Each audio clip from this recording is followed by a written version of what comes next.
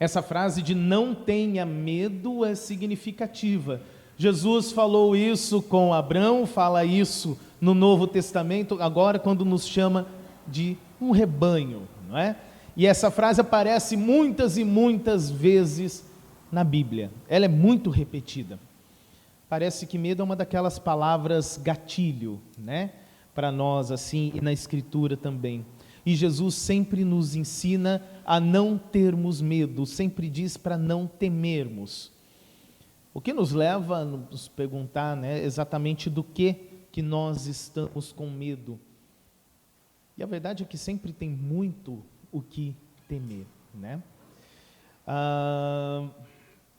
Se for pensar no clima, o clima está em crise e para muita gente isso vira uma preocupação muito grande, né? Inclusive agora estamos em vias de uma reunião internacional que o pessoal vai discutir qual o assunto? Emergência climática, não é? E isso é fruto de preocupação constante também, não só se for pensar nisso, né? Vira e mexe, a Organização Mundial da Saúde fala sobre alguma doença que está se espalhando pelo mundo com o potencial de causar muitas mortes. E não tão antigamente assim, uma dessas grandes epidemias chegou ao Brasil com consequências muito sérias, né?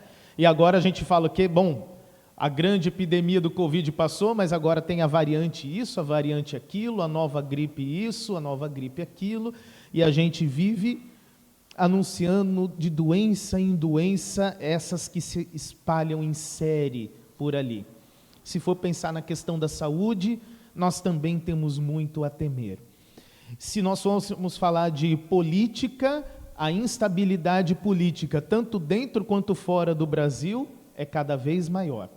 A gente olha guerras lá dentro, situações ficando cada vez mais complicadas e estranhas aqui dentro também, e se for falar em política, também há o que temer. E aí a gente começa a pensar e ver, e qual área da vida, afinal de contas, nós poderíamos olhar e falar, nessa área pelo menos habitamos seguros. Aqui não existe temor. E a gente começa a ver que não tem nenhuma área do mundo onde a gente fala que tem segurança na vida. Quais eram os grandes medos da humanidade lá na antiguidade? Continuam sendo os mesmos grandes medos nossos hoje em dia: fome, guerra e peste.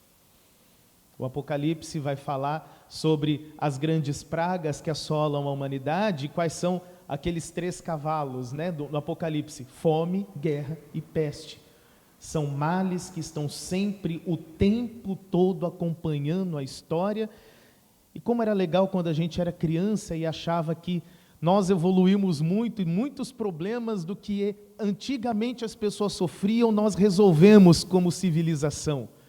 E a gente cresce para a vida adulta e vê que não foi bem assim, né? A gente continua enfrentando as mesmas lutas. Só mudou o jeito de enfrentar, mas os problemas continuam exatamente a mesma coisa. Entra uma geração, sai outra geração, e as coisas que nos causam medo, elas continuam sendo as mesmas. Não muda nada. A única coisa que muda mesmo é o tempo. O resto segue igual. É curioso que Jesus se dirija a nós com essa expressão de um pequeno rebanho, porque quando nós falamos sobre medo, tem muito a ver com essa abordagem de Jesus. Ele está falando com os seus próprios seguidores e são pessoas que estão cheias de medo, e medo que está atrapalhando a nossa confiança em Deus. E nesse ponto, o medo se torna algo importante para Jesus. Jesus parece sugerir que a nossa fé é como uma bolsa mal feita, fraca, que se desgasta, que não é resistente o suficiente para guardar os tesouros que realmente importam. Essa bolsa que nós construímos para nós está tão tomada de medo que os tesouros de Deus não ficam seguros ali, porque tudo que a gente faz é marcado por medo, por insegurança, e a gente vive assim. São bolsas fracas que nós tentamos guardar esses tesouros. O problema é que quando nós começamos a fazer bolsa para guardar as coisas,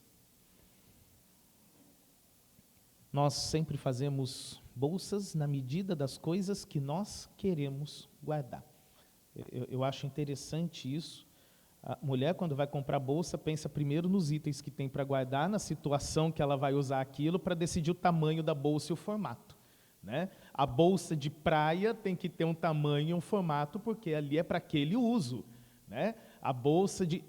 A gente pensa no tipo de tesouro que a gente vai levar para decidir qual é o tamanho, qual é o formato da bolsa, e a gente começa a customizar as bolsas que nós levamos ao redor da vida, né? Sempre de acordo com os tesouros que nós juntamos, e nenhum deles tem a ver com o céu, é sempre assim, né?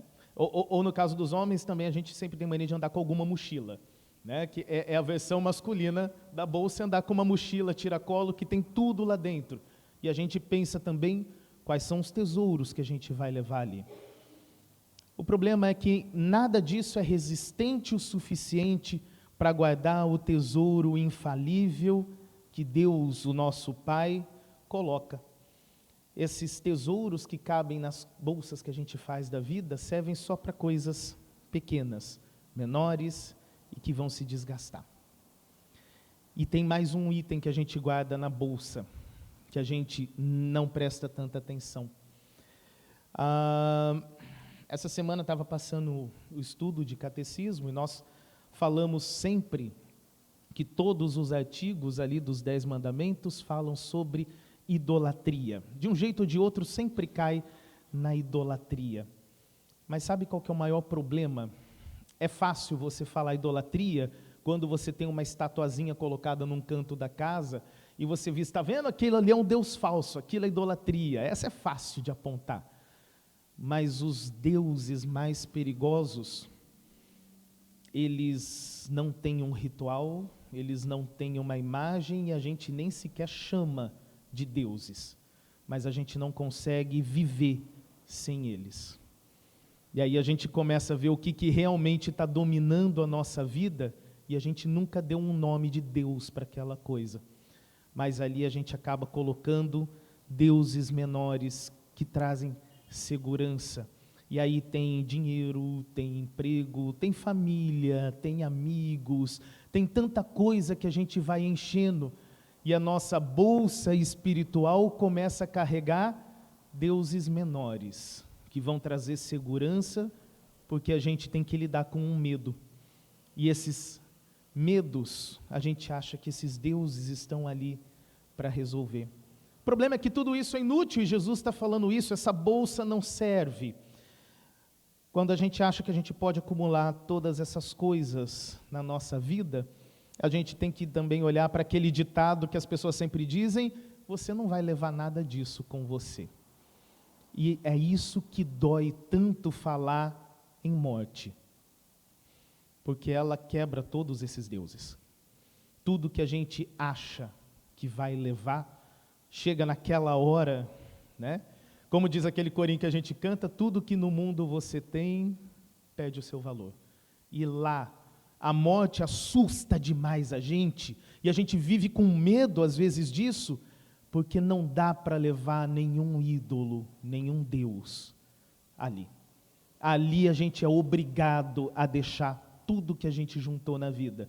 Se você junta tesouros aqui, vai ficar para outra pessoa. Se esses pequenos deuses que não têm nome de Deus estão na sua vida, você também vai ter que deixá-los aqui.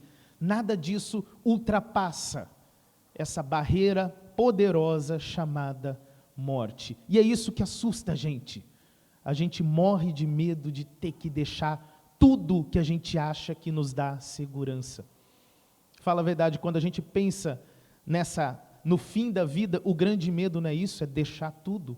É tudo que você acha que te dá segurança, acaba ficando para trás. Não é esse o pavor, afinal de contas, da morte? Nós vivemos com medo e a gente quer juntar segurança à nossa vida, à nossa volta, o tempo todo, porque a gente não gosta de pensar que um dia a gente vai ter que abrir mão de tudo isso, querendo ou não. Que essas seguranças todas que a gente arruma na vida, elas acabam. E você não tem opção. Isso vai ser tirado de você. E a grande pergunta é como viver sem esse medo. Jesus fala, não tenha medo, né? Lá para Abraão ele falou, não tenha medo, e mais de 300 vezes na Bíblia você vai encontrar essa citação, não tenha medo. É sempre essa palavra de Deus para nós. Como um bom pastor que conhece as ovelhinhas que ele tem, ele sabe qual é a nossa necessidade.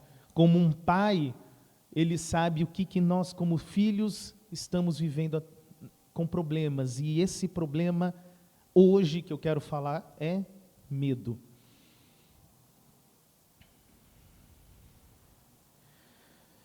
Estranho então que Deus nos envie para cancelar o medo à imagem de um pastor, né?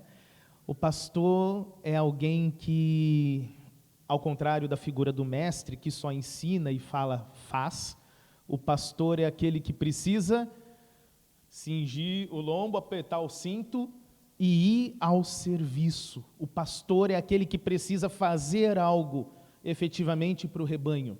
Se o pastor não faz nada, o rebanho se espalha. Os perigos da noite acabam com o rebanho. Um pastor só é um bom pastor quando ele toma o serviço sobre si mesmo. E é por isso que Jesus usa essa imagem para falar com a gente sobre medo, imagem de um pastor. Porque ele é aquele que aperta o cinto e combate o nosso pecado, a nossa morte, e enfrenta isso como um bom ladrão.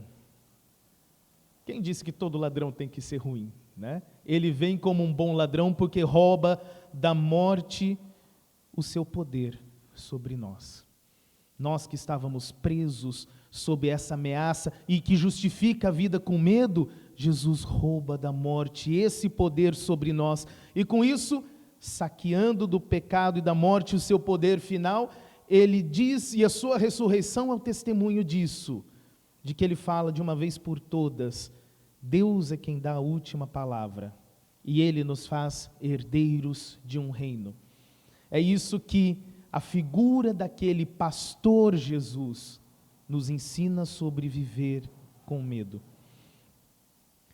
Jesus usa todos os recursos divinos para nos abençoar, porque ele reconhece, nós já fomos, antes de sermos chamados por Jesus, escravos de um mestre muito cruel, um mestre que dominava nossas almas com a acusação do pecado, com a finitude da morte e com promessas ilusórias de ídolos para essa vida, que viram apenas sofrimento, tanto aqui quanto na eternidade.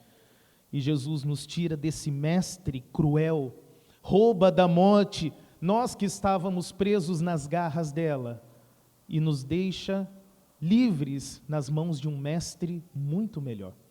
Um mestre que reconhece, você vai passar por aflições aqui nessa vida, é verdade, mas a morte não tem palavra final sobre você. Aquilo que justificava o teu medo, não precisa mais justificar o medo na tua vida, porque você vai atravessar pela morte sim, mas você não tem segurança dos ídolos, você não tem a segurança das coisas terrenas, do dinheiro e da família, a tua segurança está em Jesus Cristo, que atravessou a morte e mostrou o caminho, que agora você pode passar através do caminho que Ele abriu para você.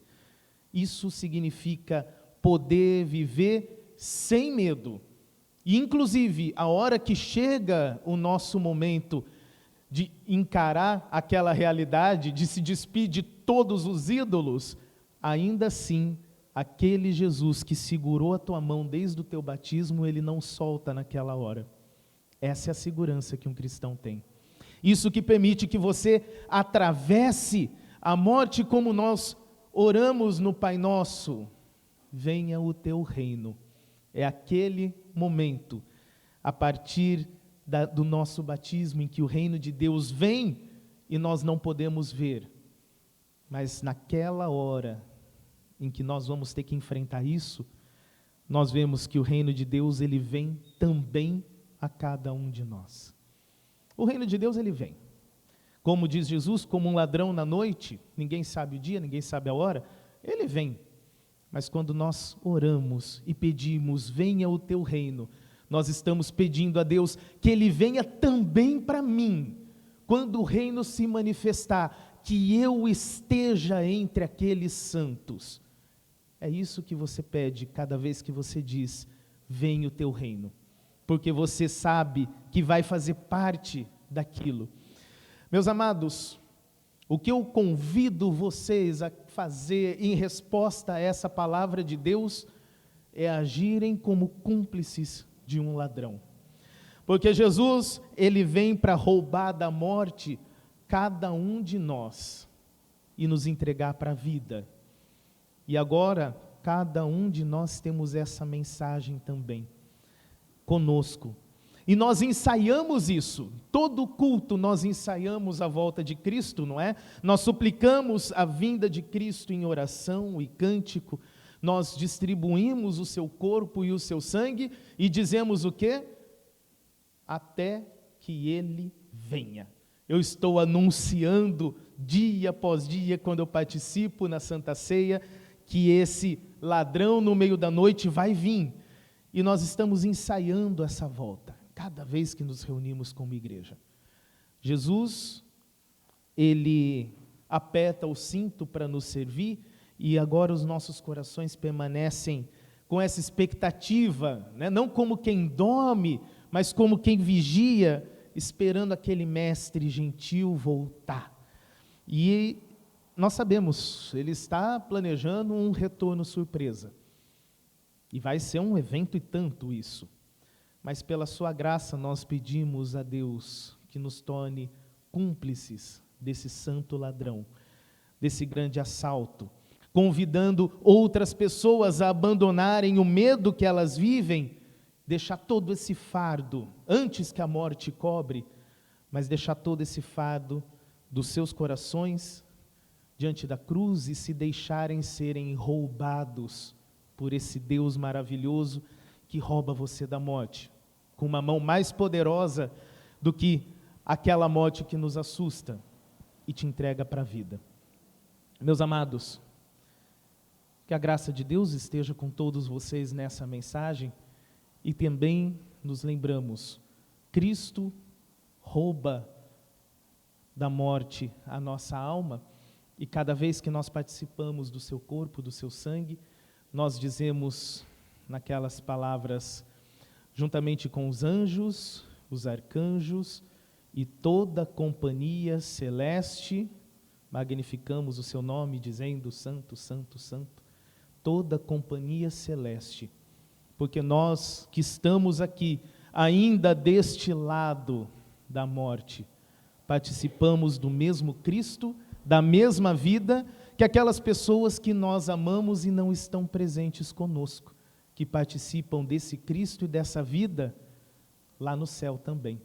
A ceia é um momento de comunhão, em que você está junto não apenas do próprio Jesus, mas você está junto de todos aqueles que Ele redimiu, de todos aqueles que já descansam no Senhor, vocês também estão junto deles, celebrando na mesma mesa, o mesmo Cristo, no mesmo corpo e no mesmo sangue. Isso significa aquela descendência que não pode ser contada de Abraão. Quem é que conta a multidão dos santos no céu? Não tem como contar, eles são o povo redimido de Deus, de fato é como as estrelas, não dá para contar. Nós, aqui na terra, e toda a igreja que já triunfa com Jesus no céu, estão unidos, triunfantes, sabendo que a morte não é um inimigo, mas a altura da vida que Cristo nos dá, e nós participamos do Cristo vivo, tanto no céu como na terra. Amém. Seguimos.